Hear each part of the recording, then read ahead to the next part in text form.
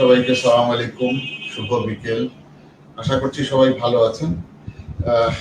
আমরা এতদিন আপনাদের সাথে যেখানে ছিলাম যে কনসেপচুয়াল পার্ট সেটা শেষ করা গেছে।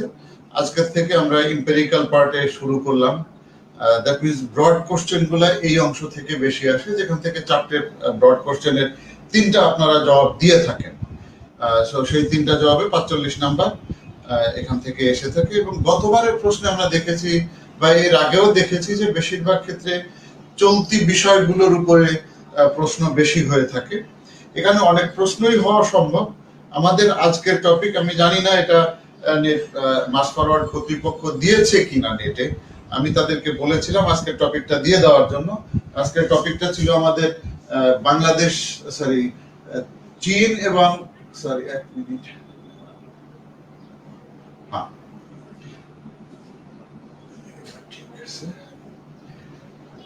চীনের সাথে ভারতের সম্পর্কের মাঝখানে বাংলাদেশের অবস্থান কি হবে। আজকের টপিক এটা, দ্যাট মিনস চীন ভারত সম্পর্কে বাংলাদেশের অবস্থান। এই বিষয়টা এত বড় যে আপনারা এখানে অনেক কিছু লিখতে পারবেন। এখানে প্রশ্ন একাধিকভাবে হওয়া সম্ভব। আজকের যে টপিকটা আমরা আলোচনা করব, আমি আলোচনা শেষে যথারীতি নোট দিয়ে দিব ইনশাআল্লাহ।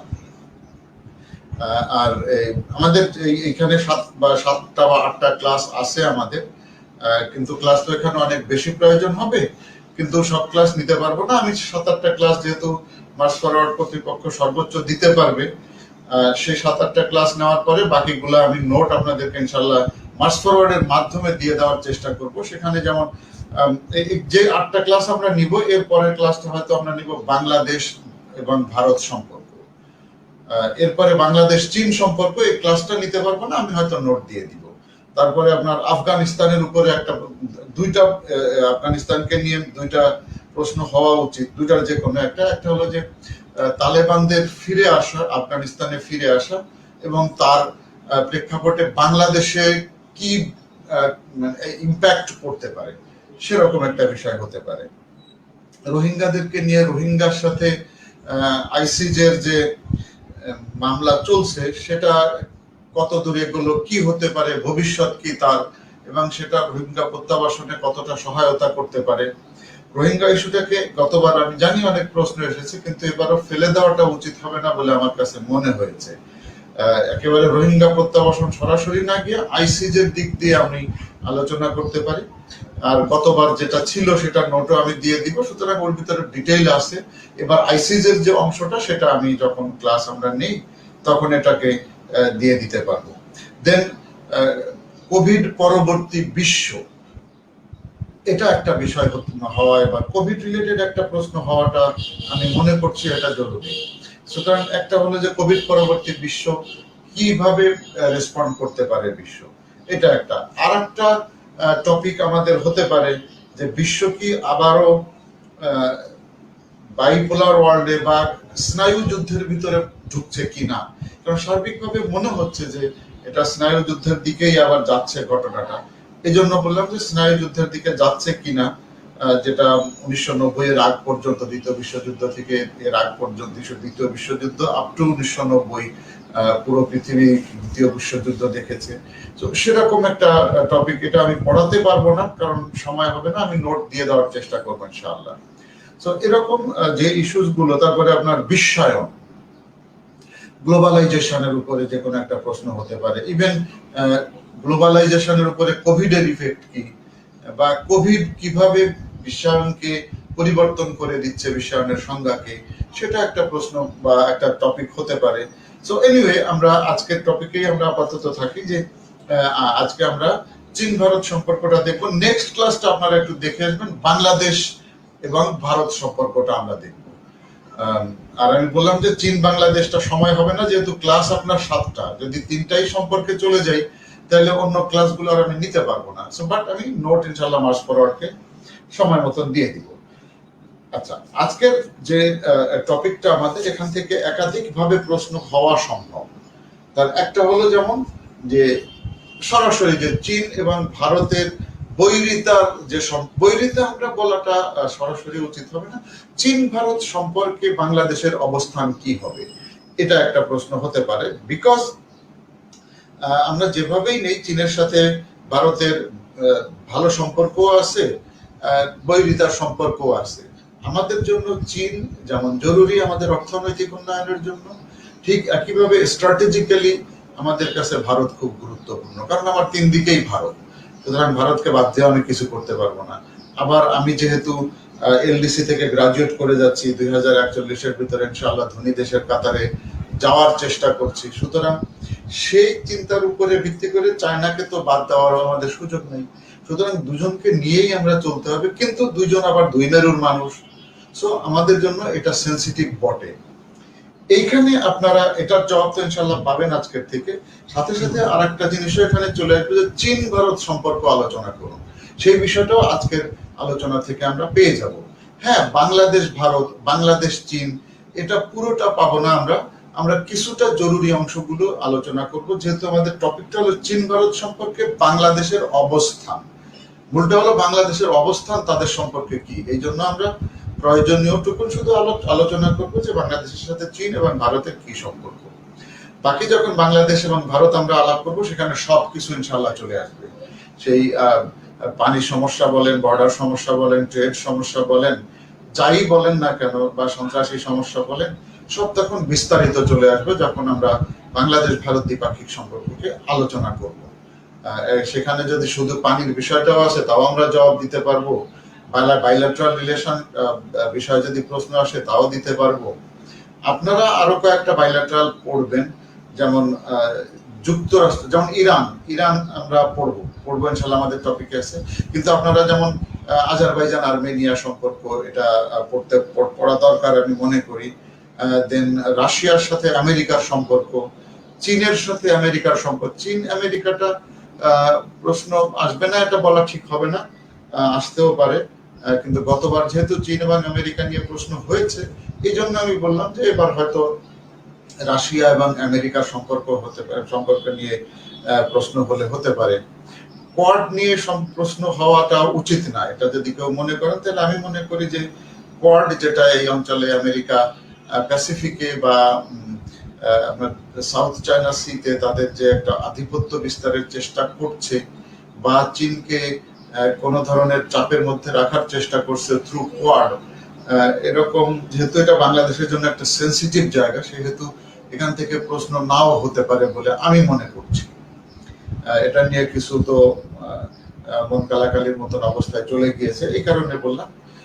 সো এনিওয়ে, আমরা যখন যে টপিকটা আসবে তখন দেখবো, আর যেগুলো আমরা আলাপ করতে পারবো না, আমাদের 7টা বা 8টা ক্লাস, আমাদের 7টা বোধহয় হবে, এই 7টা শেষ করে আমরা বাকিগুলো আমি নোট দিয়ে দিব, এবং সর্বশেষ ক্লাসে আমি টোটাল সিলেবাস নিয়ে আবার একটা আলোচনা করার চেষ্টা করবো, যে টোটাল সিলেবাস থেকে কি কি ধরনের প্রশ্ন আমাদের প্রস্তুতি নেওয়া উচিত, সেটা আমি শেষের দিকে গিয়ে আবারও আলাপ করবো।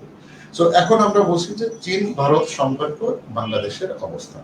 এখানে আমরা কমসে কম 2টা প্রশ্নের জবাব মিনিমাম আমরা পাবো, 2টা টপিক। একটা হলো চীন ভারতের সম্পর্ক আলোচনা করুন, সেটা পেয়ে যাব। আর একটা হলো যে তাদের সম্পর্কে বাংলাদেশের অবস্থানটা, সেটা আমরা পেয়ে যাব। 2টা বিষয় আমাদের কভার করবে আজকের টপিক থেকে ইনশাআল্লাহ। সো যে কোনো দ্বিপাক্ষিক সম্পর্ককে যখন আমরা আলাপ করে থাকি, সাধারণত এই সম্পর্কটা দেখতে চেষ্টা করা হয় যে কোনো দেশের ভিতরে।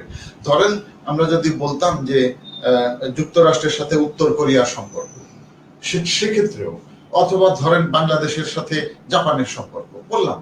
সো এই ক্ষেত্রে যে কোনো বাইল্যাটারাল রিলেশন যখন দেখা হয়, তখন আপনারা একটা নির্দিষ্ট জিনিসকে মাথায় রাখতে চেষ্টা করবেন, শুধু যদি বাইল্যাটারাল রিলেশন হয়, তো সম্পর্কটা যত পুরনো থেকে টেনে আনা যায়, যত পুরনো থেকে, সাথে বাংলাদেশের সাথে যদি সম্পর্ক যদি বাংলাদেশ রিলেটেড হয়, তাহলে বাংলাদেশের স্বাধীনতা যুদ্ধ তো আমরা আনবই, অতীতকাল থেকে নিয়ে আসবো, বাংলাদেশের স্বাধীনতা যুদ্ধে কার কি অবদান ছিল সেটাকেও আমরা নিয়ে আসবো সেখানে।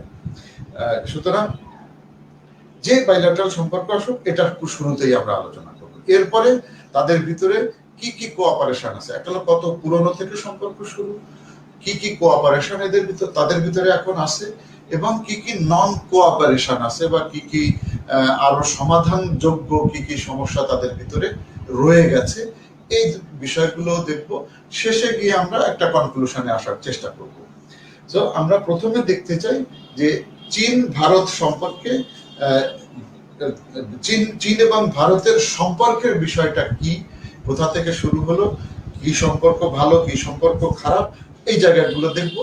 এরপরে আমরা অল্পর ভিতরে মূল কথাগুলোতে দেখবো বাংলাদেশের সাথে চীনের কি সম্পর্ক, বাংলাদেশের সাথে ভারতের কি সম্পর্ক, এই আর একটা বিষয় দেখবো।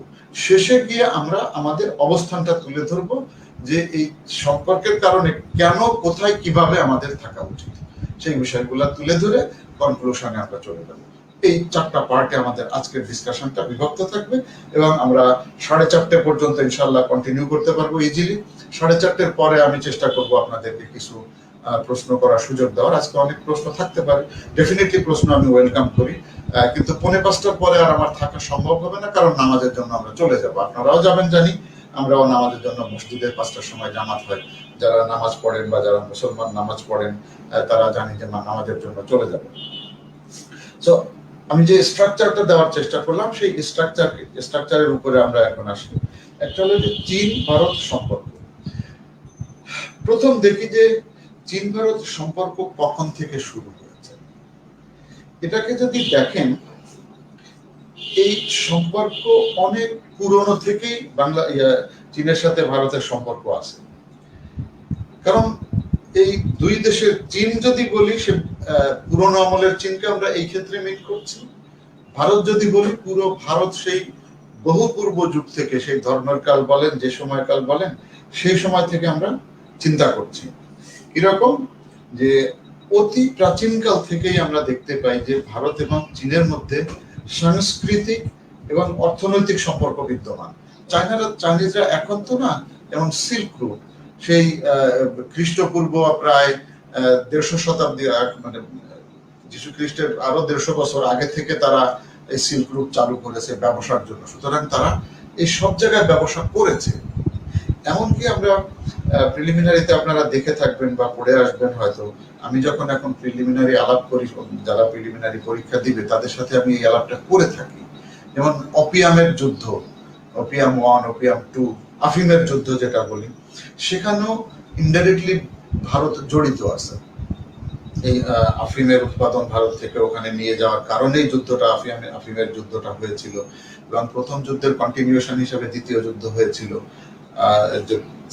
সেই যোগাযোগ, ব্যবসায়িক যোগাযোগগুলো সেই 2000 কত প্রায় 2200-2300 বছর আগে থেকেই সেই ব্যবসায়িক যোগাযোগ আমরা একদম প্রমাণ হিসেবে দেখতে পাই।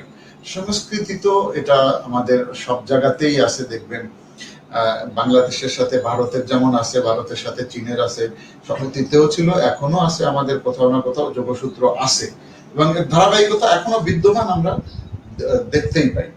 সেই আমরা বললাম যে খ্রিস্টপূর্ব 114 সাল থেকে 114 সাল থেকে শুরু করে প্রায় আপনার 1450, এই সময় 1450-এর দশক, এই সময় পর্যন্ত সিল্ক রুট ছিল, ব্যবসার জন্য সিল্ক রুট ছিল। যে সিল্ক রুটটা ভারতের উপর, সে সময় ভারত বলতে তো বাংলাদেশ, ইন্ডিয়া, পাকিস্তান, শ্রীলঙ্কা এসব মিলেই তো তখনকার ভারত।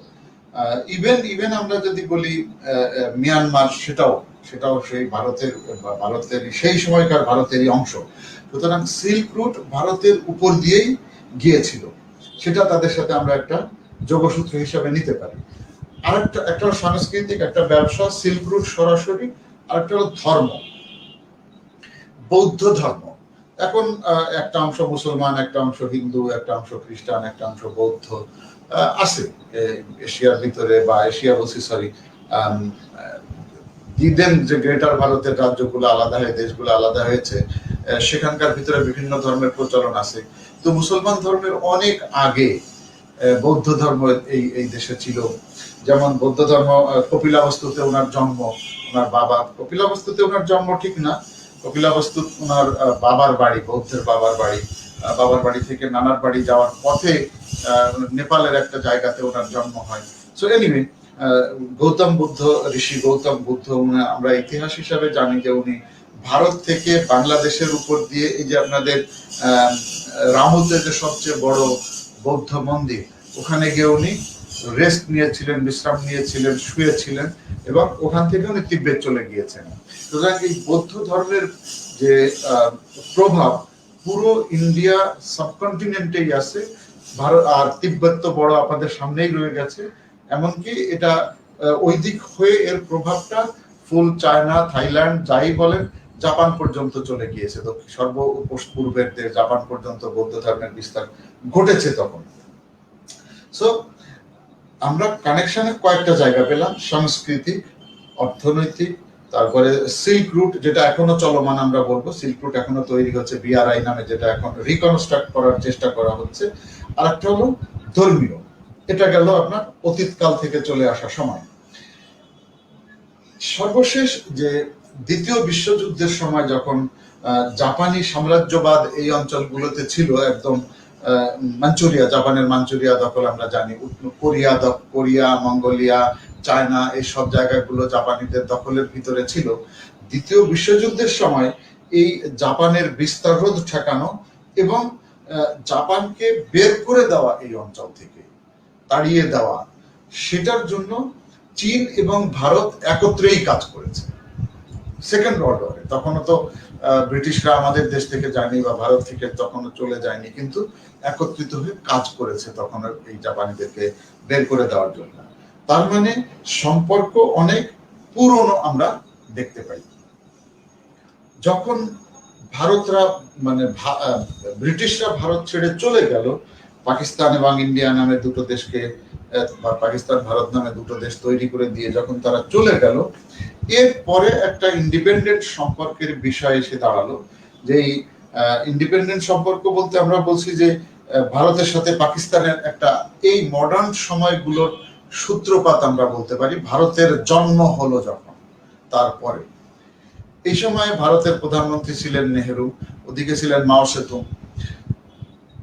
নেহেরু উনি একটা খুব ভালো সিদ্ধান্ত উনি নিলেন যে যেহেতু আমাদের সাথে সম্পর্ক ভালো, দ্বিতীয় বিশ্বযুদ্ধ আমরা একসাথে লড়েছি, সো আমরা চায়নার সাথে সম্পর্ককে ভালো রাখতে চাই। আমাদের প্রতিবেশী দেশ, বড় দেশ, খুব দূরদর্শিতার পরিচয় দিয়েছিলেন। তো 1950 সালের 1 জানুয়ারিতে, তখন তো তাইওয়ানও ছিল, তাইওয়ানকে যদিও তাড়িয়ে দেওয়া হয়েছিল মাও সেতুংয়ের নেতৃত্বে, এই কুওমিন্টাং পার্টিকে তাড়িয়ে রিপাবলিক অফ চায়না যেটা, ওখানে নিয়ে যাওয়া হয়।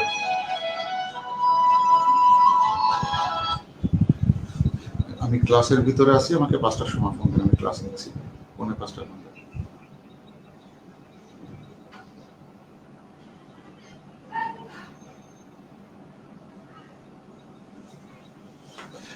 সরি ফোন আসলে ফোন বন্ধ করে গেলাম, সরি। 1950 সালের জানুয়ারি মাসের 1 তারিখ থেকে আনুষ্ঠানিকভাবে তাইওয়ানের সাথে সম্পর্ককে ছিন্ন করে দিয়ে পাকিস্তান, ভারত ইতি টেনে এখন যে China, PRC, people's republic of চায়নার সাথে সম্পর্ক অফিসিয়ালি শুরু করে। তার মানে তাইওয়ানকে সে স্বীকৃতি না দিয়ে চায়নাকে স্বীকৃতি দেওয়া হয়েছে, এবং তাইওয়ানকে এক চায়নার অংশ হিসেবেই স্বীকৃতি দেয় 1950 সালে নেহেরুর সময়। কারণ চীন খুব সেন্সিটিভ তাদের ওয়ান চায়না পলিসির বিষয়ে, বা এক চায়না নীতিতে, যে যা বলুক চায়নাকে ভাগ করা চলবে না। তাইওয়ান, হংকং বা যে যে জায়গার কথাই আপনারা বলবেন, এটা অ্যাবসলিউটলি চায়নারই, তিব্বত যাই বলেন, এগুলা চায়নারই অংশ। এই প্রিন্সিপালকে মেনে নিয়েই সম্পর্ক, এই নতুন দেশ যখন ভাগাভাগি হলো, চায়নারও নতুন জন্ম, পাকিস্তান, চায়নার জন্ম আমরা জানি এই 49 সালে।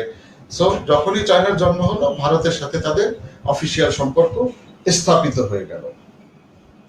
যেহেতু আর এখনকার সময় আমরা দেখতে পাচ্ছি যে দুইটাই বিশ্বের জনবহুল দেশ, দুটোই বিশ্বের বিভিন্ন দিক দিয়ে অগ্রসরমান দেশ, দ্রুত বর্ধনশীল দেশ, এবং অর্থনৈতিক শক্তি হিসাবে চায়না তো 1 নম্বরে, পিপিপির হিসাবে সে 1 নম্বরে চলে আসছে, এবং নমিনাল হিসাবে সে 2 নম্বরে, যদিও একই দিকে বিশ্বে তার একটা অবস্থান তো চলেই আসছে। ভারতও গ্রাজুয়ালি পলিটিক্যালি এবং মিলিটারিলি বিভিন্ন জায়গাগুলো থেকে সে এগিয়ে আসছে। এরপরে দুঃখজনক হলো এই সম্পর্ক 60-এর দশক পর্যন্ত ভালোই ছিল।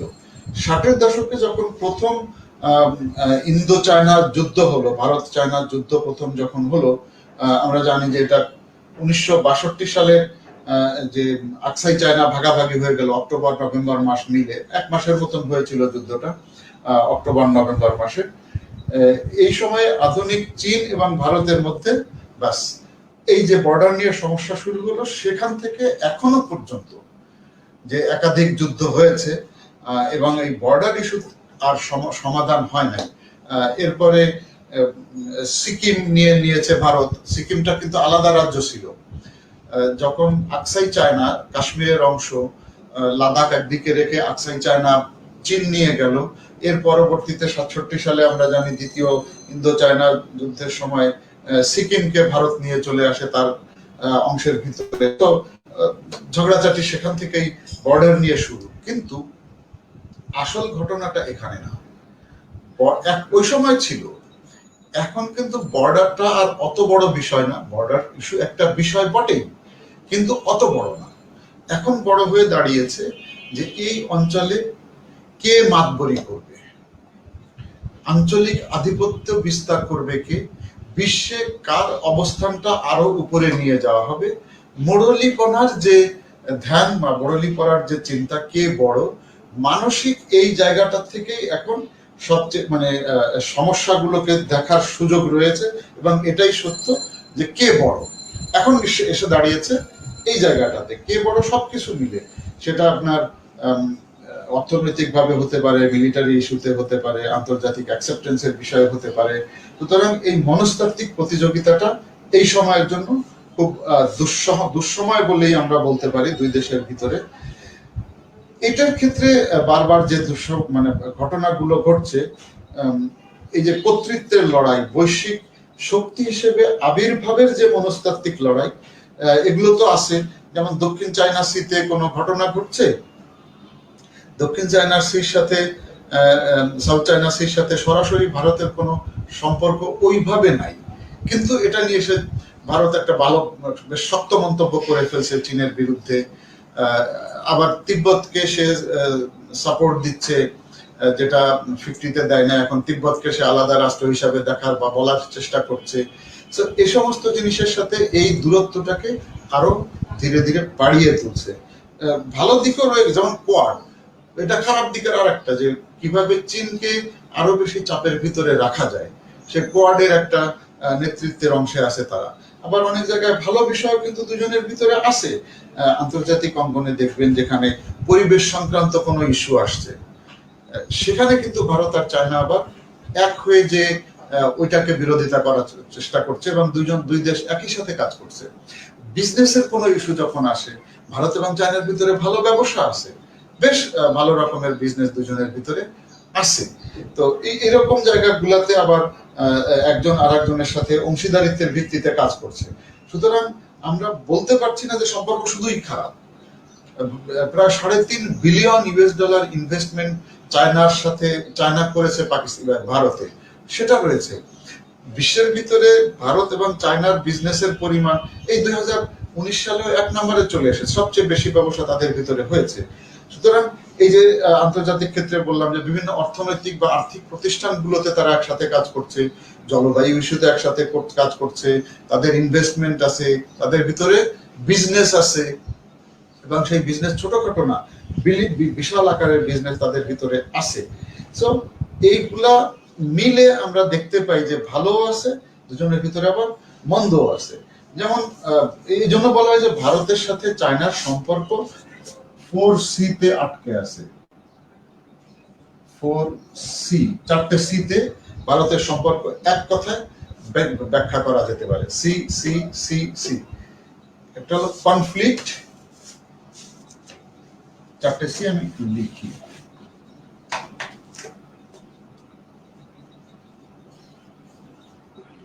একটা সি কনফ্লিক্ট, 2 নম্বর হলো কম্পিটিশন,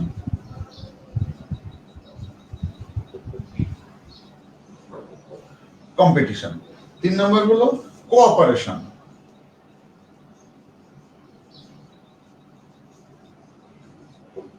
কোঅপারেশন, 4 নম্বর হলো কন্টেইনমেন্ট।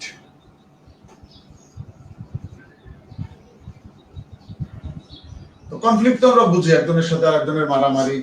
এই যে 2017-তে আমরা ডোকলাম দেখলাম, 2020-এর জুন মাসে এসে আবার গালোয়ানে বাস হাতাহাতি পর্যন্ত হয়ে গেল, কিছু লোক মারা টারাও গেল। কনফ্লিক্ট তো অলওয়েজ আছে। বিভিন্ন জায়গাতেই তাদের টুকটাক কনফ্লিক্ট সবসময় হতে থাকে। কনফ্লিক্ট আর কম্পিটিশন তো এক জিনিস না। কম্পিটিশন হলো এই যে আমরা বললাম যে মানসিকভাবে যে কে বড় এটা দেখানোর চেষ্টা করাটা, প্রভাব বিস্তারের চেষ্টা করাটা, সেটা হলো কম্পিটিশন। দেন কোঅপারেশন, এই যে আমরা 4-5টা জায়গায় আমরা বললাম বিভিন্ন জায়গাতে যে তাদের কোঅপারেশন আছে, সেই জায়গাগুলো এটাও আছে। কন্টেইনমেন্ট বলে যে এই সবকিছু মিলেই আমরা একজন আরেকজনের সাথে বাস প্রতিবেশী হিসেবে আসি, ভালো আছি, মিলেই ভালো আছি, ভালো মন্দ মিলে ভালো আছি।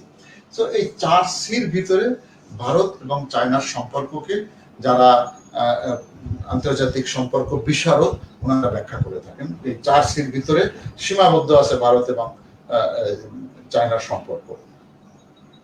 কিছু ডেটা যদি আমরা দেখি সেখানে দেখবো যে সাধারণ মানুষ ভারত চায়নার সম্পর্কটাকে ঠিক একেবারে খারাপ, একেবারে ভালো, যুদ্ধ লেগে গেল কোনোটাতেই মনে করে না সাধারণ মানুষগুলো। আপনারা এই রেফারেন্স গুলো দিয়ে দিন তাহলে ভালো হবে। যেমন 2014 সালে দুইটা স্ট্যাটিস্টিক্স আমরা দেখতে পাই, একটা হলো বিবিসি ওয়ার্ল্ড সার্ভিসের আর একটা হলো পিউ রিসার্চ বিশ্বের এই ধরনের স্ট্যাটিস্টিক্স এর একটা খুব নির্ভরযোগ্য প্রতিষ্ঠান। তারা সারা বিশ্বের বিভিন্ন ইস্যুগুলোর উপরে রিসার্চ করে বা স্ট্যাটিস্টিক্স দিয়ে থাকে।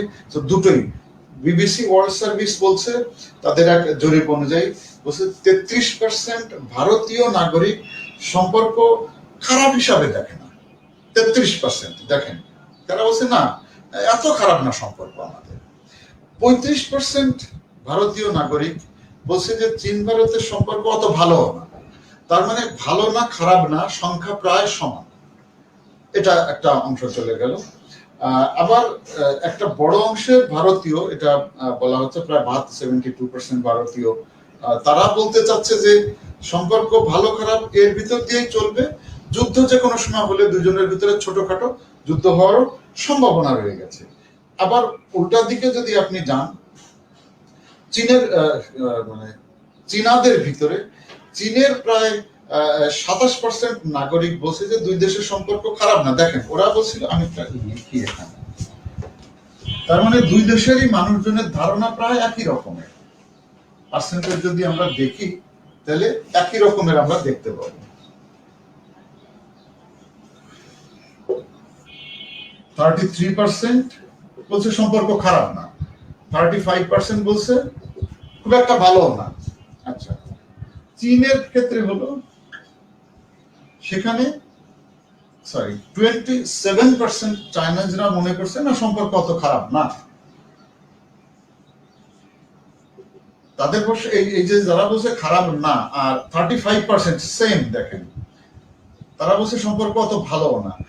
এই যে খারাপ না আর ভালো না, এটা দুই দেশের ভিতরেই প্রায় সমান সমান। আর ওভারঅল 72% চাইনিজরা, 72% নাগরিক, ভারতীয় নাগরিক মনে করছে যে দুই দেশের ভিতরে কিন্তু যুদ্ধ হতে পারে, সম্পর্ক ভালো মন্দ যাই থাকুক যুদ্ধ হতে পারে। সুতরাং ইভেন যে ডোকলামের কথা বললাম আমরা, গালোয়ানের কথা বললাম, এটা খুব যুদ্ধের পর্যায়ে কিন্তু যায়নি।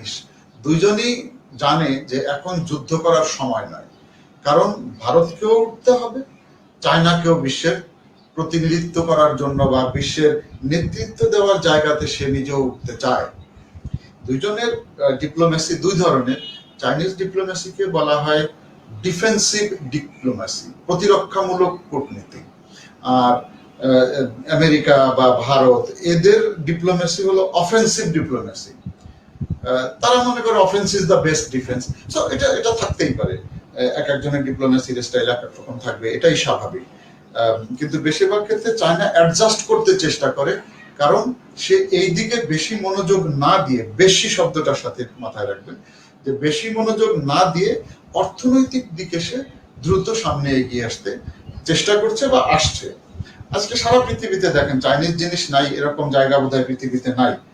ব্যবসা বাণিজ্যই তাদের মূল বিষয়। সো 15 জুনে আমরা ডোকলামও দেখেছি, আবার 2017 সালের জুন থেকে অগাস্ট মাসে ডোকলামের সাজ রবও দেখেছি। অনেকেই তখন মনে করছিল যে বোধহয় যুদ্ধ বেঁধে গেল একেবারে ডোকলামে, কিন্তু শেষ পর্যন্ত আমরা জানি যে কোনো যুদ্ধ হয় নাই। এবং গালোয়ানেও দুই পক্ষ সামনাসামনি এসেছে, কিন্তু কোনো আগ্নেয় অস্ত্র ব্যবহার করে নাই, হাতাহাতির ভিতরে যা হয়েছে। বিভিন্ন মিডিয়া বলছে যে গালোয়ানে পানির ভিতরে পড়ে ঠান্ডা পানি, যেহেতু ওটা হিম বরফের জায়গা, ওই জড়াজড়ি করতে গিয়ে মারামারি, ঠিক ওই হাতাহাতি পর্যায়ের মারামারিতে 2-1 মারা গেছে, আর পানির ভিতরে ঠান্ডার কারণে এই যে ঠান্ডার প্রভাবে কেউ কেউ মারা গিয়েছে, এরকম করে বলা হচ্ছে, এবং সেই সংখ্যাটা খুব বেশি না। তার মানে আগ্নেয়াস্ত্রের ব্যবহার সেখানেও হয় নাই। এটাও একটা টিট ফর ট্যাট ধরনের আমরা বলতে পারি। ডোকলামে যেমন 2017 সালের জুন থেকে অগাস্ট পর্যন্ত যে সাজ রবটা ছিল, সেখানেও চায়না চাচ্ছিল তার ওই পাশ দিয়ে, ডোকলামের ওই পাশ দিয়ে রাস্তা বানাতে, ভারত বাধা দিয়েছে। এইখানে ঠিক একই ধরনের ঘটনা ঘটেছে। গালোয়ান একটা নদীর নাম, যেটা ওই অঞ্চলের লাদাখের একজন বিখ্যাত পুরুষ, যার নাম, বিখ্যাত মানুষ গোলাম রসুল গালোয়ান, এই ভদ্রলোকের ফ্যামিলি নেম গালোয়ান, সেই নাম অনুযায়ী ওই নদীটার নাম গালোয়ান নদী বলা হয়।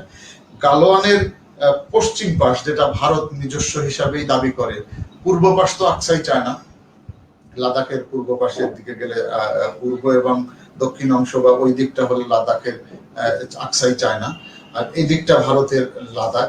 সো ভারত এই ক্ষেত্রে গালোয়ানের পশ্চিম পাশে লাদাখের ভিতর দিয়ে, ভারতের দাবি মতে এটা তাদের জায়গা, তারা রাস্তা তৈরি করতে চেষ্টা করেছিল। এই রাস্তা করতে গিয়ে চায়না বাধা দিয়েছে। ওইখানে চায়না করতে গিয়েছে ডোকলামে, ভারত বাধা দিয়েছে। এখানে ভারত করতে গিয়েছে, চায়না বাধা দিয়েছে। সো সমানে সমান, এটা হওয়ারই কথা, টিট ফর ট্যাট হিসাবে আমরা দেখতে পারি। দুঃখজনক হলো, এটা সবাই বোঝে, দুই শক্তিশালী রাষ্ট্র ভারত বা চায়না, তারা নিজেরাও এটা বোঝে যে যুদ্ধ যদি আমরা এই সময় করতে যাই, তাহলে শুধু আমরা না, এই আঞ্চলিক ভারসাম্য নষ্ট হবে, আমাদের অগ্রগতি তো বন্ধ হবে, আঞ্চলিক ভারসাম্য নষ্ট হবে, দুই দেশের সাথে সাথে পুরো অঞ্চলের যে উন্নয়ন, সেই উন্নয়নও বিরাট বাধার সৃষ্টি হয়ে যাবে। ইভেন ধরেন সিল্ক রুট যদি বলেন, এই সিল্ক রুটটা, চীনের যে এখন প্রেসিডেন্ট আছেন শি জিনপিং, ওনার বলা হয় যে ওনার এটা স্বপ্নের প্রকল্প। তার মানে উনি এটাকে যে কোনো মূল্যে বাস্তবায়ন করতে চান। এখন এটা নিয়েও তাদের ভিতরে এক ধরনের বিষয় রয়েই গেছে স্বাভাবিকভাবে, সেটা হলো যে ভারত এটা বাধা দিবেই, তার যেহেতু শত্রু রাষ্ট্র বলে তারা মনে করছে, শত্রু বলা তো না, বৈরী রাষ্ট্র। বাংলাদেশ সিল্ক রুটের যে উপাংশ বাংলাদেশের জায়গাগুলো দিয়ে যাবে, বাংলাদেশ এটাতে সই করেছে, যদিও সেটা নিয়ে ভারত অখুশি ছিল বা হয়ে থাকবে। ভারত সরাসরি বাধা দিচ্ছে, যেহেতু এটা কারাক্রম, গিলগিত বালতিস্তান, যেটা আপনার কাশ্মীর, আজাদ কাশ্মীরের উপর, পাকিস্তান নিয়ন্ত্রিত কাশ্মীরের উপর দিয়ে, গিলগিত বালতিস্তান দিয়ে এই রাস্তাটা যাচ্ছে। স্বাভাবিকভাবে চায়না তো, পাকিস্তান তো এটাকে সাদর আমন্ত্রণ জানাবেই। সাথে সাথে পাকিস্তান চায়না পাকিস্তান অর্থনৈতিক ইকোনমিক করিডোর, সেটা এই গিলগিত বালতিস্তানের উপর দিয়েই যে রোড উপাংশ পড়ছে, সেটা পড়ছে আজাদ কাশ্মীরের উপর দিয়ে। সো ভারত বলছে যে আজাদ কাশ্মীর তো আমার, কারণ ভারত কিন্তু আজাদ কাশ্মীরের দাবি করে, যে এটা আরো যদি পিছনে ফিরে যান কাশ্মীরের ইতিহাসে, তখন এটা দেখা যাবে যে কেন ভারত দাবি করে। ভারতের দাবি করার যুক্তি আছে, কারণ এই অংশগুলো তো ছিল হরি সিং এর, স্বাধীন রাজ্য ছিল কাশ্মীর। 1947-এ যখন এটাকে ভাগাভাগি করার কথা আসলো, 48-এ ভাগ হলো, যখন ভাগ হলো, মানে পাকিস্তান ভাগ হওয়ার পর, ইন্ডিয়া পাকিস্তান ভাগ হওয়া বলছি না, যখন জুলাই আগস্ট মাস থেকে খুব স্বল্প সময়ের জন্য হরি সিং আক্রান্ত হলো পাকিস্তানিদের দ্বারা, এসে উনি দ্রুত ভারতের সহায়তা চাইলেন। সেই সময় থেকে আপনারা দেখতে পাবেন যে এই যে টুকরা হওয়া শুরু করেছে। এখন তো একটা পাকিস্তান নিয়ন্ত্রিত আজাদ কাশ্মীর যেটাকে বলে, ভারত নিয়ন্ত্রিত জম্মু কাশ্মীর লাদাখ, তিনটা অংশ, চায়না একটা অংশকে নিয়ন্ত্রণ করছে, যেটা আকসাই চায়না। সো এই পুরাটাই একটা কাশ্মীর ছিল। সো এক কাশ্মীর হিসেবে যেহেতু হরি সিং এর সিগনেচার বা সই করা অনুযায়ী, এখানে অনেক ধরনের তর্কের সুযোগ আছে, আইনগত অনেক বিষয় আছে, আমরা সেখানে যাচ্ছি না। ওই যেহেতু কাশ্মীর ভারতের সাথে হরি সিং নিয়ে আসার জন্য চুক্তি সই করেছিল মাউন্ট ব্যাটেনের সাথে, সেই কারণে গিলগিত বালতিস্তানের উপর দিয়ে যখন চায়নার করিডোর যাচ্ছে বা সিল্ক রুট যাচ্ছে, তারা বাধা দিচ্ছে, পাকিস্তানিরা ইন্ডিয়ানরা বাধা দিচ্ছে, যেটা আমাদের জায়গা, তুমি আমাদের জায়গার উপর দিয়ে আমাদের অনুমতি ছাড়া কিভাবে রাস্তা নাও। এটা হলো অফিসিয়াল কথা।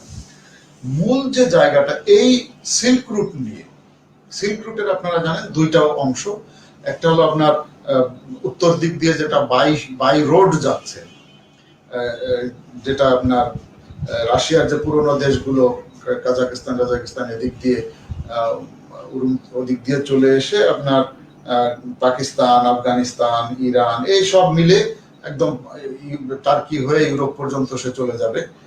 এটা একটা অংশ রোডের, সেই রোডের সরি সেই একটা উপাংশ।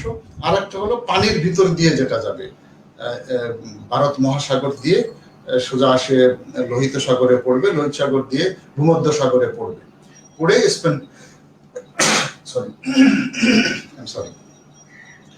স্পেন পর্যন্ত বা পুরো ইউরোপকে সে কভার করবে। বাই রোডও কিন্তু সে ওদিক দিয়ে গিয়ে গিয়ে একেবারে জার্মানি হয়ে একেবারে স্পেন পর্যন্ত সে চলে আসবে। তার মানে তার পয়েন্ট দুই ক্ষেত্রেই হলো স্পেন, যেহেতু স্পেন হলো লাস্ট কান্ট্রি আপনার ভূমধ্য সাগর, আপনি যদি ভূমধ্য সাগর দেখেন, আর এদিকে হলো আপনার আটলান্টিক আর এদিকে হলো আপনার মেডিটেরেনিয়ান। সো এই জায়গাগুলোতে স্পেনের জায়গাগুলো, এই জায়গাগুলোতে। আর সুতরাং চায়না থেকে যখন রোড আসছে, সে ঘুরে ঘুরে যেদিক দিয়ে যাক, ঘুরে ফিরে স্পেনে আসবে বাই রোড। আর পানির ভিতর দিয়ে যেটা, সেটাও আপনার এই যে ভূমধ্য সাগর দিয়ে এখানে চলে আসবে, এই যে হর্ন অফ আফ্রিকা সেখান দিয়ে ঢুকবে, সোমালিয়ার পূব দিকে যেখান দিয়ে ঢুকবে, এখান থেকে ঢুকে দুটোই গিয়ে স্পেনের ওখানে গিয়ে মিলবে।